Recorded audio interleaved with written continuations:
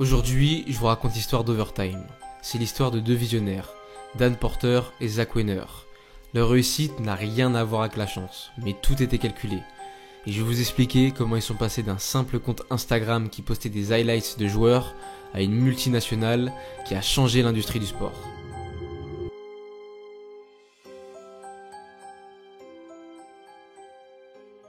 Avant 2016, l'année de la création d'Overtime, Zach et Dan travaillent dans la même société, William Morris Agency. Pour vous la faire courte, c'est tout simplement la plus grosse agence au monde, qui représente les acteurs, les chanteurs, auprès des maisons de production. Pour vous faire une idée à quel point cette société pèse, ils ont tout simplement représenté Elvis Presley, les Rolling Stones et bien sûr le grand et l'unique Charlie Chaplin.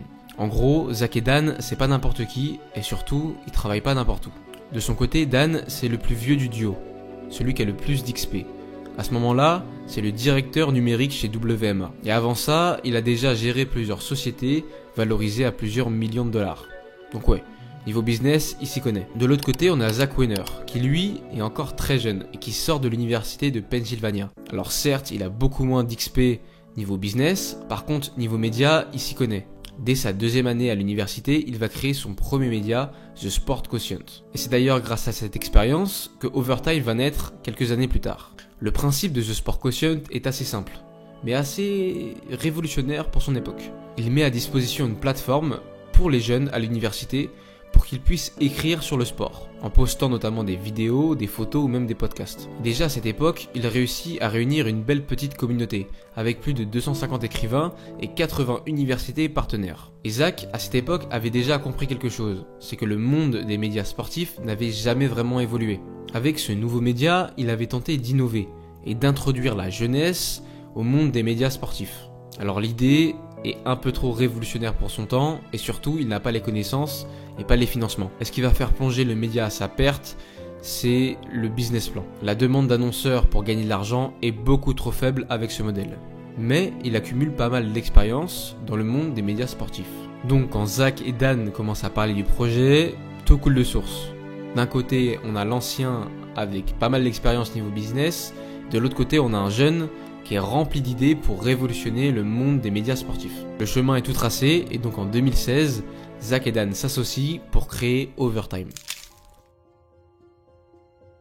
Pour commencer, ils vont d'abord repérer un public cible et ils vont choisir la génération Z et aussi les fans de la génération Y. En gros, ils vont tout miser sur la jeunesse. If you were a Gen Z sports fan, for us, which means you're under the age of 30, you were not watching as much live sports. You didn't feel passionate about the legacy sports media brands that already exist, and we wanted to fill that marketplace. Alors pour ceux qui se rendent pas compte, l'idée est incroyablement innovante. Tous les médias télé ont le monopole, et eux ils vont décider d'aller à contre-courant et de se mettre 100% sur internet. Mais là où l'idée est encore plus smart, c'est qu'ils vont viser les jeunes, et uniquement les jeunes.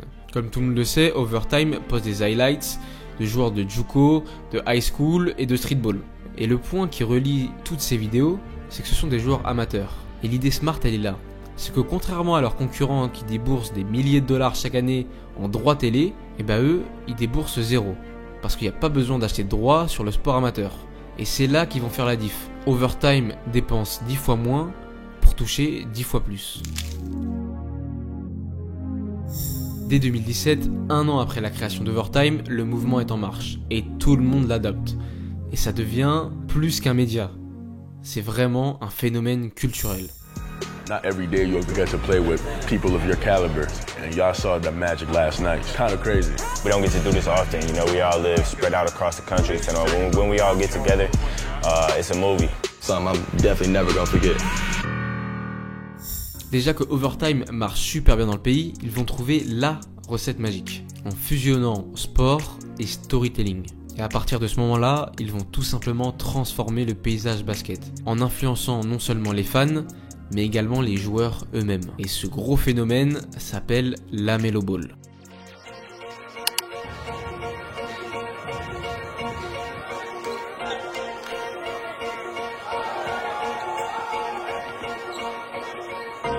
I am number one, not number two.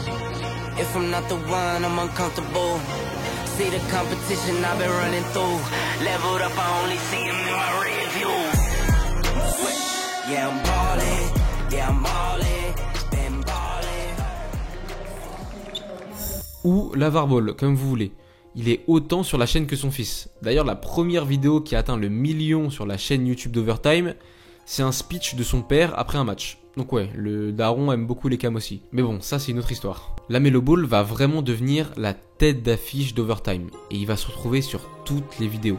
Overtime a donc compris, ils ne vont plus seulement se focus sur un joueur en particulier, mais sur son histoire. Alors oui, c'est bien qu'il soit fort, mais c'est mieux que son histoire soit intéressante. Alors faut savoir qu'on reste aux États-Unis, le pays de l'entertainment, donc bon, c'est normal pour eux.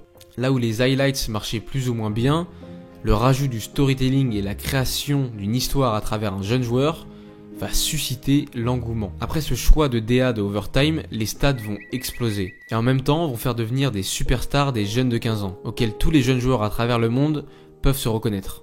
Si je vous dis par exemple Julian Newman, Zion Williamson ou bien Mikey Williams, vous avez forcément dû voir leurs highlights avant de les voir jouer en université ou bien en NBA. Bah ça, c'est grâce à Overtime.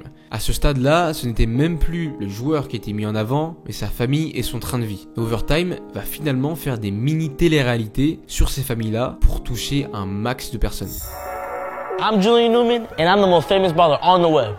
4'5", but is playing varsity basketball. From Orlando, Julian handles Newman. Some people love me, and some people hate me.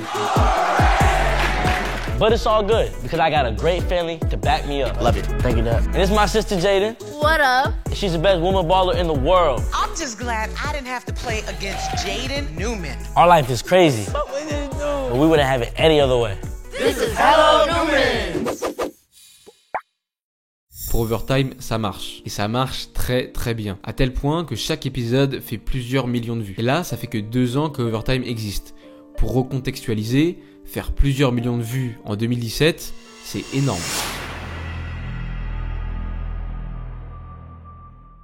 D'ailleurs, durant cette deuxième année, il y a tout simplement le big boss de la NBA, David Stern, qui vient toquer à la porte d'Overtime pour leur proposer un chèque de 2,5 millions de dollars en investissement. Et à partir de là, tout va être plus facile niveau financier pour Overtime. Ce premier investisseur va ramener beaucoup d'autres investisseurs par la suite, notamment des Kevin Durant, des Drake ou bien tout simplement des Jeff Bezos. Ouais, Jeff Bezos est actionnaire d'Overtime. Bon, on prend. Et financièrement, il n'y a pas que les investisseurs qui donnent de l'argent. Overtime a su capitaliser sur l'image de marque qu'ils ont créée, en créant, vous doutez bien, du merch. Franchement, le merch est plutôt stylé. J'ai voulu en commander plusieurs fois, mais bon, les frais de douane, pour les Français, vous connaissez, c'est horrible. Donc ça m'a refroidi. Mais ce simple haut en logo va devenir une vraie référence à travers le monde, et plus particulièrement dans le monde du basket. Mais bon, ça y est, 2 ans après la création d'Overtime, en 2017, Zach et Dan ont enfin la recette pour être viral et gagner de l'argent. Avance rapide de 2 ans, en 2019... Overtime s'est littéralement imposé comme le média basket aux États-Unis et en Amérique en général. Et du coup, Zach et Dan, ils sont pas bêtes. Ils pensent à l'expansion et ce qu'ils veulent, c'est conquérir le monde. Et donc, c'est ce qu'ils vont faire. Ils vont essayer d'exporter cette marque à l'international. Ils vont ouvrir des comptes Insta dans plein de langues différentes, que ce soit le français, le portugais, l'anglais bien évidemment, ou bien l'espagnol. Maintenant, personne ne peut se plaindre pour dire qu'il n'a pas de contenu Overtime dans sa langue.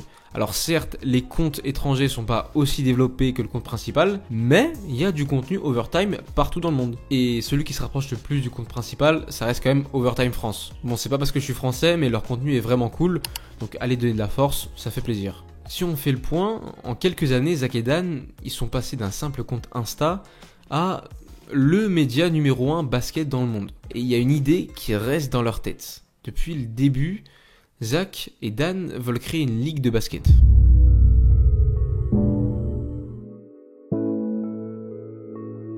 Et cette ligue, ils vont l'appeler Overtime Elite, aka OTE. Et ils vont vraiment créer une révolution dans la manière de former les jeunes. Tout d'abord, pour pouvoir faire partie de cette ligue, il faut avoir entre 16 et 20 ans. Donc vraiment un public très jeune. Ensuite, les sélections se font comme en NBA, sous forme de draft. Les joueurs qui sortent de high school se font drafter dans cette ligue au lieu d'aller à l'université. Et si vous suivez un peu, c'est donc la première concurrence au monde au programme universitaire. Avant ça, les universités avaient le monopole sur les nouveaux talents. Mais maintenant, il y a de la concu. Et en plus de ça, Overtime Elite rémunère ses joueurs avec un contrat garanti de 100 000 $ par an. Alors je peux dire que quand tu as joué au basket toute ta vie sans jamais être payé et tu arrives entre 16 et 20 ans, on te propose 100 000 $, je pense que le choix est assez facile pour les joueurs. En plus de ça, ils n'abandonnent pas l'école. Il y a un programme spécifique interne à la ligue qui les forme sur la gestion de carrière, les finances personnelles et la gestion de l'image. Mais revenons sur la ligue en elle-même. OTE est créée en 2021 et commence avec seulement 3 équipes.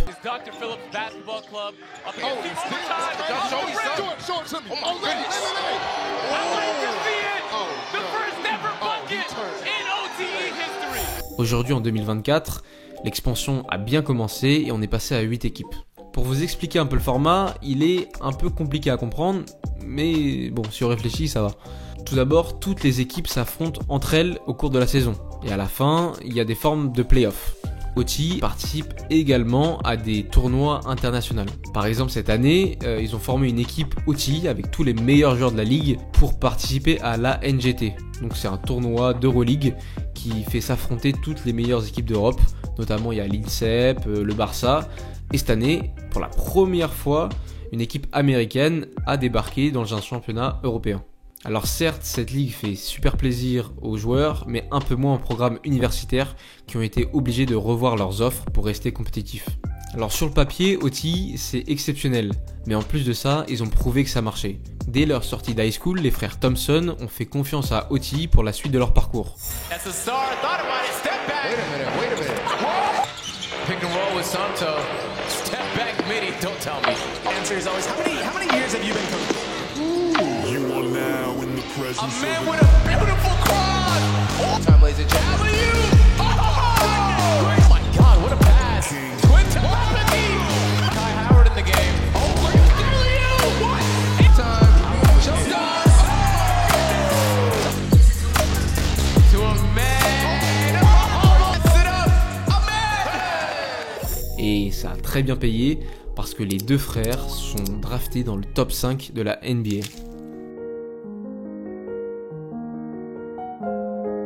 Aujourd'hui, Overtime est devenu une référence culturelle dans le basket et tout le monde les connaît. Mais ce n'est pas que ça.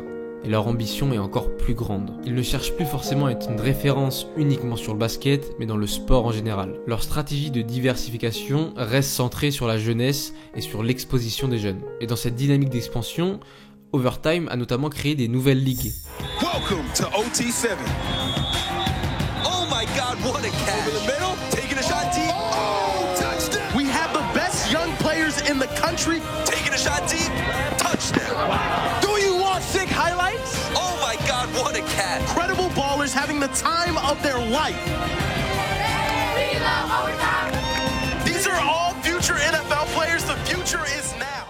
OT7 est une ligue de football américain de 7 contre 7 qui est plus dynamique et plus rapide que le football traditionnel et qui met en avant les jeunes talents américains. Ou bien OTX, un tournoi de boxe à élimination directe où il y a un gros cash prize à la fin pour mettre également en avant les jeunes boxeurs américains. Tous ces nouveaux projets montrent que Overtime veut devenir une référence dans le sport en général et veut révolutionner celui-ci. Ils ont plein d'idées innovantes et ils veulent s'expandre sur de nouveaux sports tels que le golf ou même l'e-sport. Donc voilà comment Overtime est devenu une référence dans le sport en général. L'histoire d'Overtime et de Zach et Dan reste quand même exceptionnelle. Quand on y pense, à chaque fois ils sont allés à contre-courant du mouvement et ils sont allés au bout de leurs idées. Ils avaient une vision que personne n'avait. Donc s'il y a un message à retenir de cette histoire, c'est que si vous avez une vision que personne n'a, poursuivez dans cette direction jusqu'à ce que ça marche. Pour Overtime, ça a été très rapide et ils ont su capitaliser très vite sur ce qu'ils ont fait, mais pour certains, ça prend beaucoup plus de temps. En tout cas, si vous avez une vision, allez jusqu'au bout.